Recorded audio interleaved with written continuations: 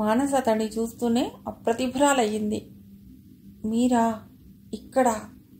No, ఇలా జరగటానికి వీల్లేదు కంపిస్తున్న స్వరంతో అంది. మానస అతడు అడుగు ముందుకు వేశాడు. ప్లీజ్ ముందుకు రాకండి, మీకు దండం పెడతాను. ఇది మీ ఇల్లని నాకు తెలీదు. ఈ పిల్లలు మీ పిల్లలని తెలీదు. తెలిస్తే అసలు ఇంట్లో అడుగుపెట్టేదాన్నే కాదు. ఈ పాపాన్ని నాకు అంటించుకునేదాన్నే కాదు. కంపరంగా పాపను విదిలించుకుని చివాల లేచి నిలబడింది మానస. ఆమె కళ్లల్లో జుగుప్సను, ఆమె మాటల్లో చీత్కారాన్ని చూసి అతడి హృదయం కుంగిపోయింది. మానస, నేను ఇలా జీవితంలో మళ్ళీ కలుసుకుంటాననుకోలేదు. ఇలా చూడగలిగినందుకు నా హృదయంలో ఎగిరిపడే సంతోషాన్ని మాటల్లో వివరించలేను. ఇప్పుడు ఇక్కడ నువ్వే నన్ను అసహ్యించుకుంటున్నావు గాని నేను నిన్నెప్పుడూ ప్రేమిస్తూనే ఉన్నాను ఖిన్నుడవుతూ అన్నాడు. ప్రేమిస్తారు. మీ హృదయం సముద్రమంత విశాలం. ఎందరినైనా ప్రేమిస్తారు వ్యంగ్యంగా అంది. మానస, ఎన్ని వాగ్బాణాలనైనా విసిరి నా గుండెను గాయపరచు. భగవంతుడు నాకు విధించిన శిక్ష ముందు నువ్వు చేసే గాయాలు చాలా చిన్నవి. ఆ దేవుడు నా పాపానికి ఎటువంటి శిక్ష విధించాడో చూస్తున్నావుగా. నిన్ను నేను శిక్షిస్తే నన్ను ఆ భగవంతుడు శిక్షించాడు. నీకు పిల్లలు పుట్టకుండా నేను అన్యాయం చేస్తే నా పిల్లలకు తల్లి లేకుండా ఆ దేవుడు అన్యాయం చేశాడు. అతడు తన తప్పులను గుర్తు చేసుకుంటూ అన్నాడు. నాకు మీరేం చెప్పొద్దు. మీ ముందు నిలబడటానికే నాకు అసహ్యం వేస్తోంది. వస్తాను. మానస మెరుపులా ముందుకు కదిలింది. ఆమెలో విసురు కదిలిపడ్డాడు. గుమ్మానికి అడ్డంగా నిలబడుతూ, నీకేమైనా మతిపోయిందా? ఇంత రాత్రి వేళ ఎక్కడికి వెడతావు? గాబరాగా అడిగాడు. మిస్టర్ మాధవ్, మర్యాదగా అడ్డు తప్పుకోండి, ముఖం కందగడ్డలా చేసుకుంటూ అంది. ప్లీజ్ మను, నా మీద కోపంతో సాహసం చేయకు. నీకిష్టం లేకపోతే నీ ముందు నిలబడవన్నా నిలబడను. రేపు ఉదయం వెళ్ళు. అది మనిద్దరికీ మంచిది అభ్యర్థించాడు. ఛీ, నన్ను ఆ పేరుతో పిలవకండి. మీ నోటితో ఆ పేరును ఉచ్చరిస్తే వినటానికి నాకు అసహ్యం. బయట ఉన్న ఆ చీకటి రాక్షసి కంటే మానవ రూపంలో ఉన్న మిమ్మల్ని చూస్తేనే నాకు భయం, అసహ్యం. నన్ను పోనివ్వండి. ఈ మానస బతికి ఉండటం మీకు ఇష్టమైతే నా దారికి ఇప్పుడే కాదు ఎప్పుడూ అడ్డు రాకండి. కఠినంగా శాసించి విసవిసా వెళ్ళిపోయింది. కాఫీ గ్లాస్తో రాఘవులు హాల్లోకొస్తూ తలుపు తీయబోతున్న మానసను చూసి తెల్లబోతూ, అదేంటమ్మా ఇప్పుడు వెళ్తాన్నారెక్కడికి? విస్మయంగా అన్నాడు. ఇంటికి వెళ్ళిపోతున్నాను. మీ అయ్యగారు వచ్చేసారుగా, అందుకే. ఇంత రాత్రి పూట? పొద్దుటెళ్ళండమ్మా. పర్వాలేదు. డాక్టర్ గారు రాసిచ్చిన టాబ్లెట్స్ ఇంకా 2 సార్లు వెయ్యాలి. తెల్లవారేలోగా వేసేయమని మీ అయ్యగారితో చెప్పు అని చెప్పి తలుపులు తీసుకుని బయటికి వెళ్ళబోతుంటే, ఉండండమ్మా, నేను మీకు సాయంగా వస్తాను అన్నాడు రాఘవులు. అక్కర్లేదు, నాకు భయం లేదు. చకచకా వెళ్ళిపోయింది మానస. రాఘవ, ఆమె వెళ్ళారా? మాధవ్ మెల్లిగా అడిగాడు. వెళ్ళిపోయారు బాబు. సాయం వస్తానంటే కూడా వద్దన్నారు. రాఘవులు ఇచ్చిన కాఫీ తాగి ఈజీ చైర్లో అశాంతిగా వాలిపోయాడు మాధవ్. మానస ఉనికి అతడిలో చాలా సంచలనం కలిగించింది. డాడీ. ఉదయం కిరణ్ పడక మీద నుండి లేవగానే తండ్రిని సమీపించాడు. మాధవ్ కళ్ళు తెరిచి, నిద్రలేచావా కిరణ్ అన్నాడు. మీరెప్పుడొచ్చారు? తండ్రి వైపు ఆప్యాయంగా చూశాడు కిరణ్. రాత్రి 2 అవుతుందనుకుంటా. అన్నట్టు మా మేడం వెళ్ళిపోయారా? మానసను గుర్తు తెచ్చుకుని అన్నాడు కిరణ్. ఎవరు? మానస మీ టీచరా? వెళ్ళిపోయారు. మానసను తలుచుకుని మరోసారి వ్యధ చెందుతూ అన్నాడు మాధవ్. డాడీ, మేడం చాలా మంచివారు. నిన్న సాయంత్రం మనకెంత హెల్ప్ చేశారని. అవును, పావనికి ఎలా ఉంది అంటూ పావని నుదురు తాకి చూశాడు. అంత వేడిగా అనిపించలేదు. టెంపరేచర్ తగ్గినట్టుంది. కిరణ్ సంతృప్తిగా అన్నాడు. ఇంతలో పావని కళ్ళు తెరిచి దగ్గరే ఉన్న అన్నను తండ్రిని చూసి నీరసంగా నవ్వింది. డాడీ, మీరొచ్చేశారా అంది. వచ్చేశానమ్మా. ఒంట్లో ఎలా ఉంది? అన్నయ్యను రాఘవను గాబరా పెట్టేసినట్లున్నావే, కూతురి తల నిమురుతూ అన్నాడు. గాబరా పడ్డవెందుకు? వట్టి జ్వరమేగా. పావని ఎండిపోయిన పెదవుల మీద చిరునవ్వు నిలిచింది. వట్టి జ్వరమా? హై టెంపరేచర్ తెలుసా? నిన్ను చూస్తే నాకేడుపొచ్చింది కిరణ్ అన్నాడు. డాడీ, రాత్రి అమ్మ వచ్చింది. పావని జరిగిన కలలాంటి రాత్రిని తలుచుకుంటూ అంది. కిరణ్ అద్రిపడ్డట్టు చెల్లి వైపు చూశాడు. మాధవ్కు జరిగిందేమిటో తెలుసు కాబట్టి మౌనంగా విని ఊరుకున్నాడు. మీకు నమ్మకం లేదు గదూ? నేను నిజమే చెప్తున్నాను. అమ్మ రాత్రి వచ్చింది, నా పక్కనే నిద్రపోయింది. అమ్మ గుండెల్లో దూరి వెచ్చగా పడుకున్నాను. పావని జ్ఞాపకం చేసుకుంటూ చెప్తుంటే మాధవ్ ముఖం మలినమైంది. అమ్మ కాదమ్మా వచ్చింది. మరెవరు డాడీ? అన్నయ్య వాళ్ళ మేడం. నేను నమ్మను. నువ్వు మా అమ్మవేనా అంటే మీ అమ్మనే పాపా అంది. లేదమ్మా, జ్వర తీవ్రత వల్ల నువ్వు గుర్తుపట్టలేకపోయావేమో గాని ఆమె అన్నయ్య టీచరే. కావాలంటే రాఘవులనడు. మాధవ్ అనునయంగా అన్నాడు. తన ఊహ కరిగిపోయి కలలాంటిదేనని తెలుసుకున్న పావని మొహం వెలవెలాబోయింది. కూతురి మొహం చూసి విలవిల్లాడాడు మాధవ్. పావని, చనిపోయిన వారు తిరిగి బతికి రావటం అన్నది ఎప్పుడైనా జరిగేదేనా అన్నాడు. జరగదు. మరి అమ్మ వచ్చిందని నువ్వెలా నమ్మావు? నిజమే, ఆమె నిజంగా అన్నయ్య వాళ్ళ మేడమే అయి ఉంటారు. ఇప్పుడు ఆవిడ ఎక్కడున్నారు? పావని ఆశగా అడిగింది. ఆవిడ ఇంటికి వెళ్ళిపోయారమ్మా. ఆమె మళ్ళీ మన ఇంటికి వస్తారా? ఎందుకు వస్తారు? రారు. ఎందుకని రారు? చిన్నబోయిన మొహంతో అడిగింది. నిన్నంటే ఎవరూ ఇంట్లో లేరని నీకోసం వచ్చారు. ఈరోజు నేను వచ్చేసానుగా, ఇక ఆమె మన ఇంటికి రావాల్సిన పనేముంది? పోనీ నేను వెళ్ళనా వాళ్ళ ఇంటికి అంది. మాధవ్ హృదయం మీద కొరడా ఝళిపించినట్లయింది. ఈ మానస బ్రతికి ఉండడం మీకు ఇష్టమైతే నా దారికి ఇప్పుడే కాదు ఎప్పుడూ అడ్డురాకండి. నిప్పులు చెరిగే కళ్ళతో ఎదుట నిలబడి కఠినంగా శాసిస్తున్న మానస ఎదురుగా వచ్చి నిలబడింది. ఆమె శాసనం వేల వేల గొంతుకలతో అతడి చెవుల్లో పలికింది. అతడి కంఠం మూగబోయింది. మాట్లాడరేం డాడీ? పావని తండ్రిని కుదిపి మరీ ప్రశ్నించింది. నీకు జ్వరం పూర్తిగా తగ్గాక చూద్దాంలేమ్మా. అప్పటికి తప్పించుకున్నాడు మాధవ్. 9 అవుతుండగా ఇంటి ముందు ఆగిన కారులో నుండి దిగుతున్న వ్యక్తిని డాక్టర్ అని గుర్తించాడు మాధవ్. వరండా వరకు వెళ్ళి రండి డాక్టర్ గారు అంటూ ఆహ్వానించాడు. మీరు?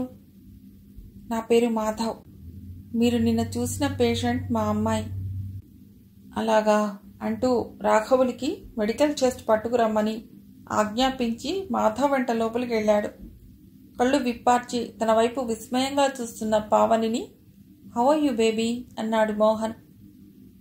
అది మీరే చూసి చెప్పాలండి, పావని చిరునవ్వుతో అంటుంటే గడిసమ్మాయివే అని ఆమె టెంపరేచర్ చూసి సంతృప్తిగా తలాడించి పర్వాలేదు, టెంపరేచర్ డౌన్ అయింది. 2 రోజుల్లో జ్వరం నార్మల్కి వస్తే భోజనం చేసి ఎల్లుండి హాయిగా ఆడుకోవచ్చు. పావని భుజం తడుతూ అన్నాడు మోహన్. ఆ తర్వాత పావనికి ఇంజెక్షన్ ఇచ్చి ప్రిస్క్రిప్షన్ రాసి మాధవ్ చేతికి ఇచ్చాడు. డాక్టర్, సమయానికి మీరిచ్చిన సహాయానికి కృతజ్ఞుణ్ణి. తన కృతజ్ఞత తెలుపుకున్నాడు మాధవ్. అవి అందజేయవలసింది నాకు కాదు, మీరు మానసతో చెప్పుకోవలసిందే. సమయానికి ఆమె నా దగ్గరకు రాకుంటే నేను పేషెంట్ను చూసే అవకాశమే లేదుగా. నిన్నటి పరిస్థితి చాలా క్రిటికల్గా ఉంది. నేను ఇచ్చిన మందులన్నీ టైం టు టైం వేయటం జరిగింది కాబట్టి పాపకు జ్వరం తగ్గింది. ఇందులో మానస సేవ తప్ప నా ప్రతిభేం లేదు. డాక్టర్ మాటలకు మాధవ్ తలవం చేశాడు.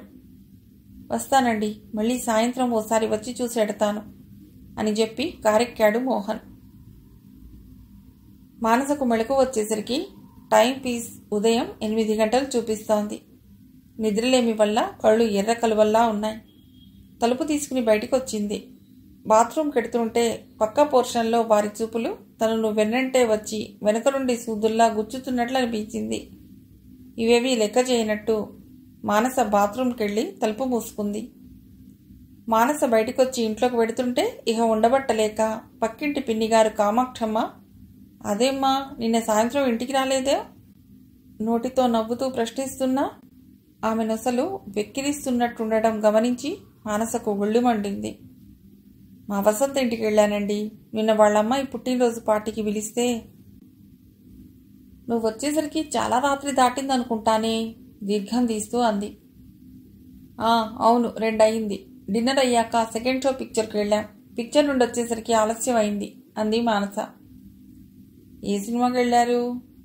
ఆవిడ క్రాస్ ఎగ్జామినేషన్కి ఒళ్ళు మండినా, అది హిందీ పిక్చర్లేండి, పేరు చెప్పినా మీకు అర్థం కాదు శాంతంగానే చెప్పి తన పోర్షన్ వైపు వెళ్ళిపోయింది. కామాక్షమ్మ మానస వెనకే మూతి తిప్పుకుంటూ తన పనిలో పడింది. కాఫీ తాగాక సీఎల్ రాసి కామాక్షమ్మ గారి ఆఖరి కొడుకు చేతికిచ్చి స్కూల్కు పంపి తలుపులు బిగించి పడక మీద వాలింది. ఆ పూటకి ఇక పడుకోవాలనిపించలేదు. రాత్రి ఆవేశంతో మాధవ్ ఇంటి దగ్గర నుండి వచ్చేసిందే గాని సగం దూరం వచ్చేసరికే ఆవేశం చల్లారిపోయి ఆ స్థానంలో భయం చోటు చేసుకుంది.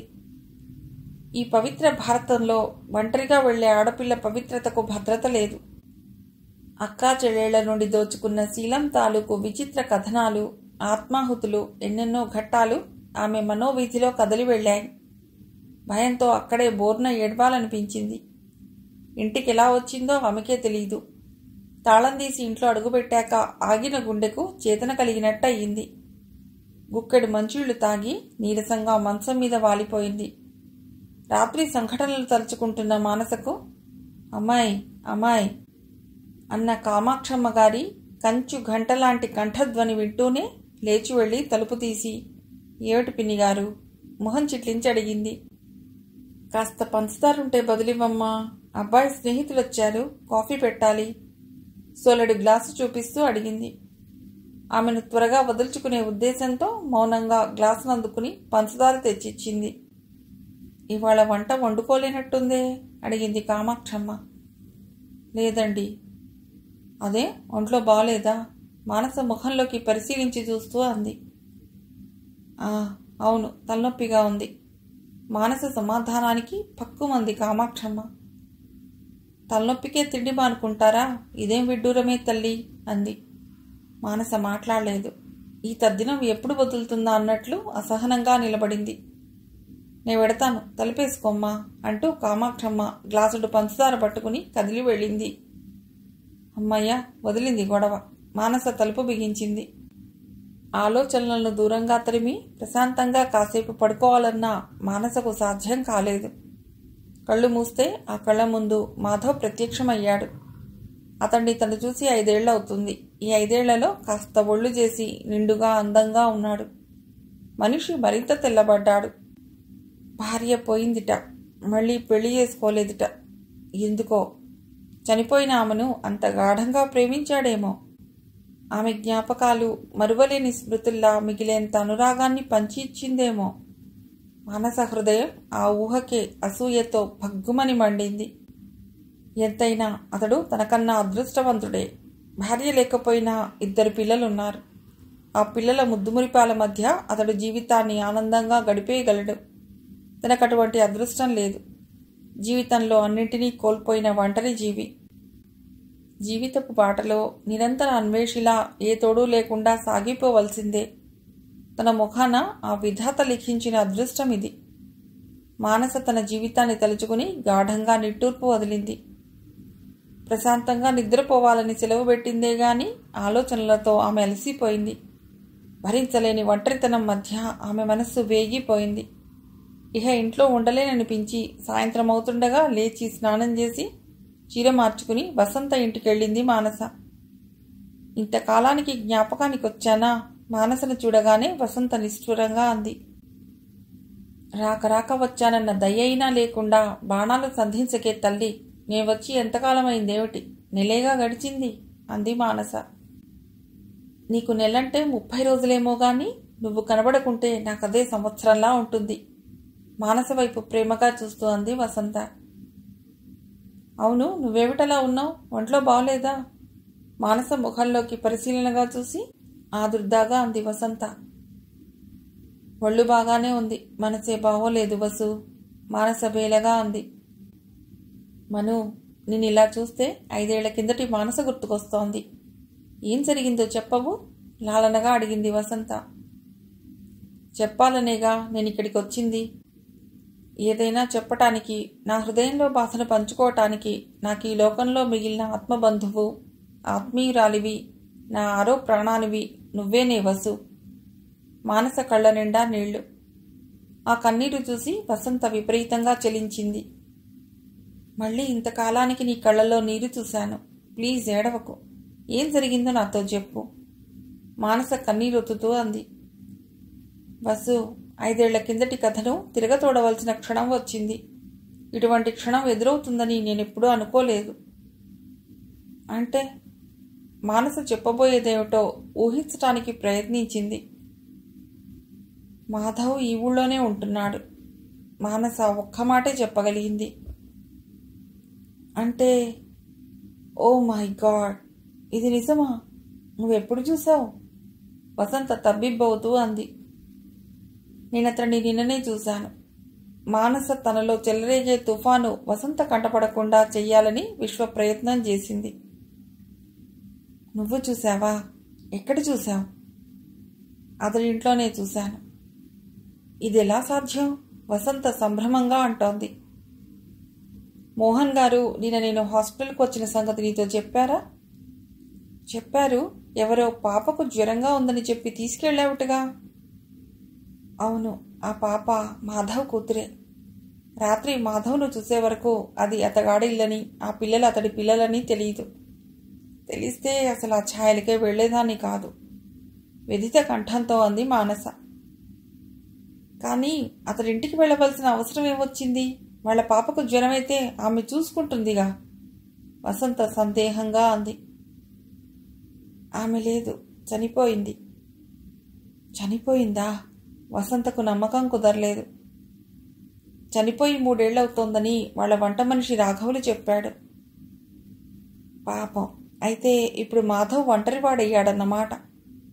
వసంత మాటల్లో మాధవ్ పట్ల సానుభూతి తొణికిసలాడుతుంటే మానస భరించలేకపోయింది. ఒంటరివాడెందుకయ్యాడు? 2 బిడ్డలతో హాయిగా ఉన్నాడు, ఈర్ష్యగా అంది. మరి ఆ పిల్లల కోసమైనా మాధవ్ మళ్లీ పెళ్లి చేసుకోవటానికి ప్రయత్నించలేదా? వసంత ఆసక్తిగా అడిగింది. లేదుట. బహుశా తల్లి స్థానంలో వచ్చినామే పిల్లలకు న్యాయం చేకూర్చలేదని భయపడుతున్నాడేమో. ఆ తర్వాత వసంత కొద్దిసేపు మాట్లాడలేదు. మను, అతన్ని చూసిన వెంటనే నువ్వెలా ఫీల్ అయ్యావు? ముందు షాక్ తిన్నాను, ఆ తర్వాత అసహ్యించుకున్నాను. పదునైన మాటలతో గాయపరిచాను. ఆ ఇంట్లో ఒక్క క్షణమైనా నిలువరించుకోలేక, అతడుండమని రిక్వెస్ట్ చేసినా ఉండక, అర్ధరాత్రిని కూడా లెక్క చేయక ఇంటికి వెళ్ళిపోయాను. మానస చెప్తుంటే వసంత నిట్టూర్పు వదిలింది. మను, అతడి స్థితి చూస్తుంటే నీకు జాలి వేయటం లేదు? భార్య లేదు, ఆమె స్మృతిగా మిగిలిన 2 పసివాళ్లతో ఒంటరిగా జీవితం నెట్టుకురావటం మగవాడికి సాధ్యమేనా? వసంత మృదువుగా అంది. జాలా? నేనెందుకు జాలిపడాలి? నా జీవితంతో ఆటలాడుకున్న రాక్షసుడు నా సుఖ సంతోషాలను కర్కశంగా తుడిచేశాడు. కాబట్టి ఆ భగవంతుడు అతడింటి దీపాన్ని ఆర్పేసి నాలాగే ఒంటరిగా జీవించమని వదిలేశాడు. నేనందుకు సంతోషిస్తున్నాను గాని జాలిపడను. నువ్వేదో ఆవేశంతో అంటున్నావు గాని అతన్ని చూసి నువ్వు జాలిపట్టం లేదంటే నేను నమ్మను. ద్వేషాన్ని విడిచిపెట్టి నిండు మనసుతో ఆలోచించు. అతడి పక్కన నిలబడే హక్కు, అర్హత నీకు తప్ప మరెవరికీ లేవు. నీ స్థానాన్ని నువ్వు తీసేసుకో. వసంత అంది. వసు, మానస బిగ్గరగా అరిచింది. ఆ కేకకు వసంత త్రుళ్ళిపడింది. ప్లీజ్, అటువంటి సలహా ఇచ్చి ఎప్పుడూ నా వ్యక్తిత్వాన్ని కించపరచకు. తీసిపారేసిన విస్తర్లో అన్నం వడ్డించుకుని తినే అవసరం నాకు లేదు, రాదు, వాడిగా అంది. వసంత నిర్వీణురాలయ్యింది. నువ్వలా ఫీల్ అవుతున్నావా? నీ భావన అర్ధరహితమైంది. కాస్త విశాలంగా ఆలోచించి చూడు. ప్రతి మనిషిలోనూ ఏదో బలహీనతలు ఉంటాయి. ఆ బలహీనతలు, పరిస్థితులు తప్పుడు త్రోవలో నడిపిస్తాయి. అతడు వెళ్లే దారి ముళ్లదారి అని గుర్తించిన వాళ్ళు ఆ మనిషిని ఆ దారి నుండి తప్పించడానికి ప్రయత్నించడం విజ్ఞత అనిపించుకుంటుంది. అంటే మనిషికి చేయూతనివ్వటానికి విజ్ఞత ఉన్నవాడు కూడా ముళ్ళ మీదే నడవాలంటావు. అవును, నడవాలి. అది కొంత దూరమే. ఆ పైన ముందున్న బాటంతా రాజబాటేగా అంది వసంత. వసు, నా బలహీనత మీద దెబ్బ వేసి నన్ను మార్చాలని ప్రయత్నించకు. మానస నిస్సహాయంగా చూసింది. మనసు మీద నల్లటి ముసుగు కప్పి నటించాలని ప్రయత్నించకు. అంతరాత్మ మనసుకు పరీక్ష పెట్టే క్షణంలో సమాధానాలు వ్రాయలేని విద్యార్థిలా అవుతుంది నీ పరిస్థితి. వసంత హెచ్చరించింది. అవును, విధి ముందు, నీ ముందు నా ఓటమిని ఒప్పుకోగలనన్న మనోధైర్యం నాకుందిలే. మానస నవ్వాలని ప్రయత్నించి విఫలమయ్యింది. నువ్వు కావాలని ఓటమిని కోరుకునే పిరికిదానివి కాదని నాకు తెలుసు. కాలేజీలో ఫస్ట్ నీదేగా వసంత అంది. జీవిత పరీక్షలు వ్రాసేటంత కష్టం కాదా పరీక్షలు? అందుకే అప్పుడు ఫస్ట్లు నావి. ఈ పరీక్షలో మాత్రం నేను అపరాజితను. అసలు నీ మనసులో ఉద్దేశం ఏమిటి? వసంత విసుక్కుంది. నేను ఇక్కడ ఉండలేను. మోహన్ గారితో నా ట్రాన్స్ఫర్ కోసం ప్రయత్నించమను. ఏ మారుమూల పల్లెైనా సరే నేను అడ్జస్ట్ అవుతా గానీ అతడున్న ఊళ్ళో మాత్రం ఉండలేను మానస అంది. పరిస్థితులకు ఎదురు నిలవలేక ఎంతకాలం పారిపోగలవు? ఓపికన్నంత వరకు. ఓపిక ఉడిగితే మృత్యువు నీడ ఉండనే ఉంది. ఛీ, నీకేమైంది వేళ? నీ ఆలోచనలు ఇలా పెడత్రోవని ఎందుకు పడుతున్నాయి? వసంత నుదురుగొట్టుకుంది. జీవనరేఖలే వక్రగతిలో సాగాయి. ఇహ ఈ ఆలోచనలదేముంది వసు? ఓ స్నేహితురాలిగా నిన్ను అర్థిస్తున్నాను. ఈ విషయంలో నన్ను మూర్ఖురాలనుకో, బతకడం చేతగాని దాన్ననుకో, పిరికిదాన్ననుకో, ఏమనుకున్నా నన్ను అతడింటికి వెళ్ళమని బలవంత పెట్టకు. నా సుఖశాంతులు కోరే దానివైతే మోహన్ గారికి నా ట్రాన్స్ఫర్ గురించి చెప్పు. మానస దృఢ నిర్ణయం స్పష్టమైంది. మన్ను, నువ్వు దూరంగా వెళ్ళిపోతే నేను భరించగలనా? జాలిగా అంది. ట్రాన్స్ఫర్ చేయించుకోవాలన్న ఆలోచన నా కోసమైనా వదిలిపెట్టే. నీకు తెలీదు వసు. నీ మను పిరికిది. పరిస్థితులు ప్రేరేపిస్తే ఆత్మబలం కోల్పోయే దుర్బల. అందుకే ఇక్కడి నుంచి నేను వెళ్ళిపోవాలి. అదెంత త్వరగా జరిగితే అంత మంచిది.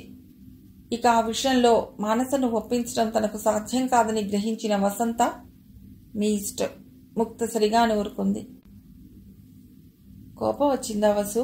ఈ స్నేహితురాలి మీద కోపం చేసుకోకు, జాలిపడు అంతే. మానస కళ్ళనీళ్లు నింపుకుంది. అదేం లేదు గాని నువ్వలా మాట మాటకి కన్నీరు నింపకే, నేను చూడలేను.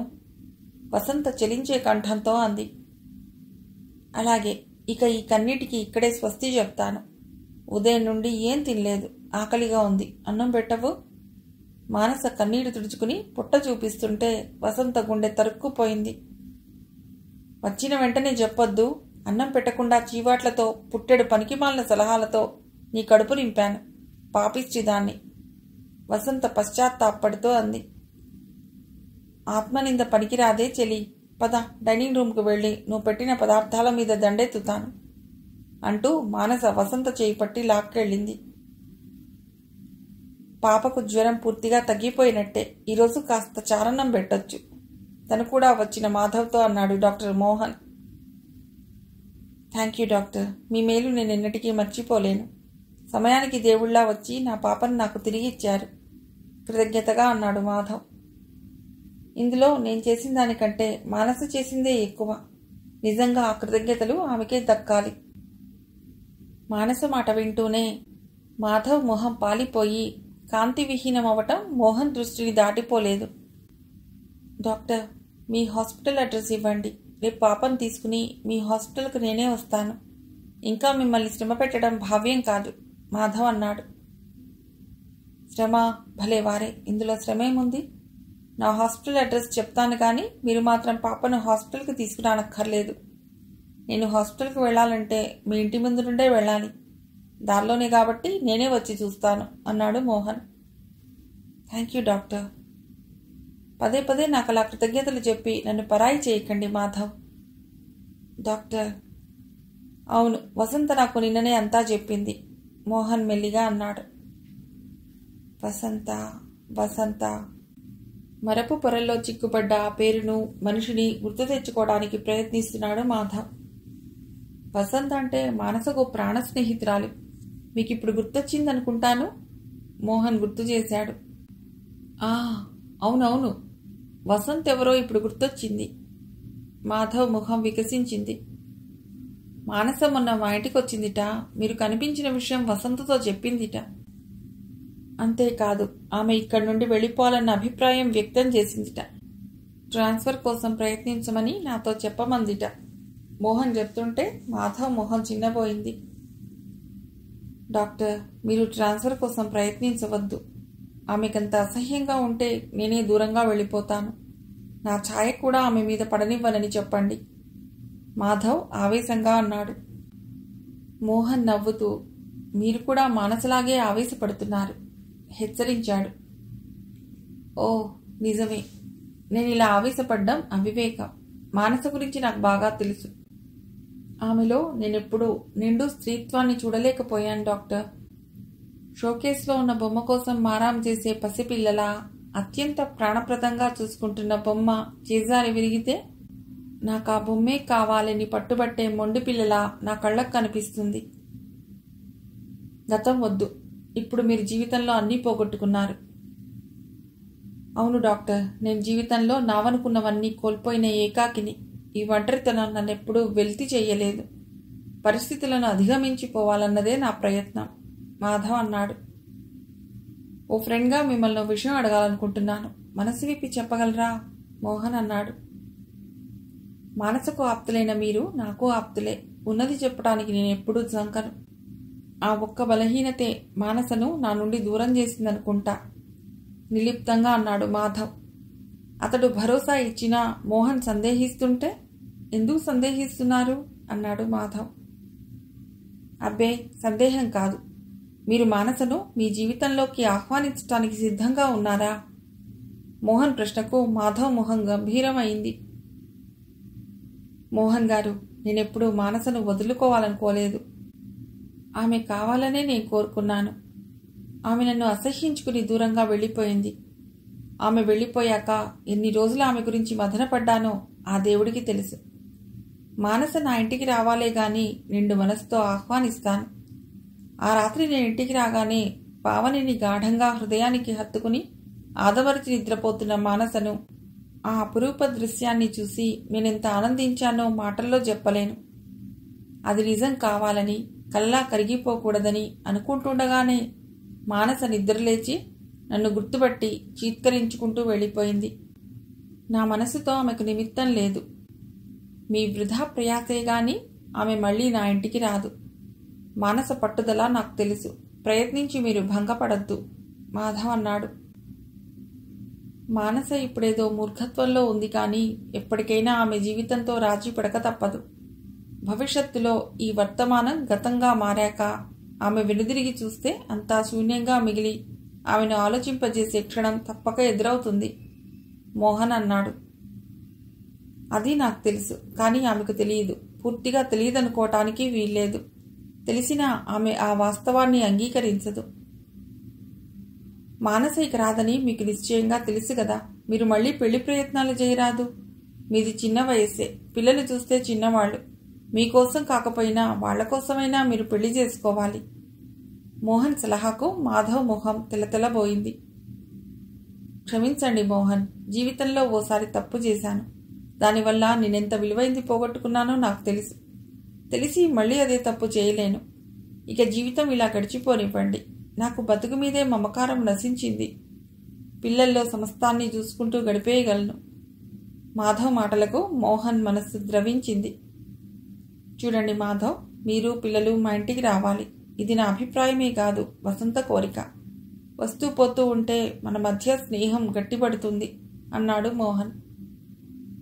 తప్పకుండా వస్తాను. నా క్షేమం కోరే ఆప్తులున్నారని తెలిసి రాకుండా ఉండగలనా? పాపకు పూర్తిగా ఆరోగ్యం చేకూరాక మీ ఇంటికి వస్తామని వసంత చెల్లాయితో చెప్పండి, మాధవ్ అన్నాడు. ఇక వెడతాను. మోహన్ మెట్లు దిగుతుంటే ఆ వెనుకే వెడుతూ, డాక్టర్, మానస పట్టుబట్టిన ట్రాన్స్ఫర్ కోసం మాత్రం ప్రయత్నించొద్దు. అంతగా ఆమె అదే కోరుకుంటే నేనే పిల్లలు తీసుకుని ఎక్కడికైనా వెళ్ళిపోతాను. ఆమె ఒంటరిది. మీ దంపతులు తోడున్నారు కాబట్టి ఏ చీకు చింత లేకుండా కాలం దొర్లిపోతోంది. మరెక్కడైనా అయితే ఆమెకెన్నో ఇబ్బందులు ఎదురవుతాయి. మూర్ఘత్వంతో కోరి కష్టాలు తెచ్చుకోవాలనుకుంటోంది అన్నాడు మాధవ్. అలాగే, మీరు కూడా దూరంగా పెడతానని అనకండి. మాకు మీరు కావాలి, మానస కావాలి.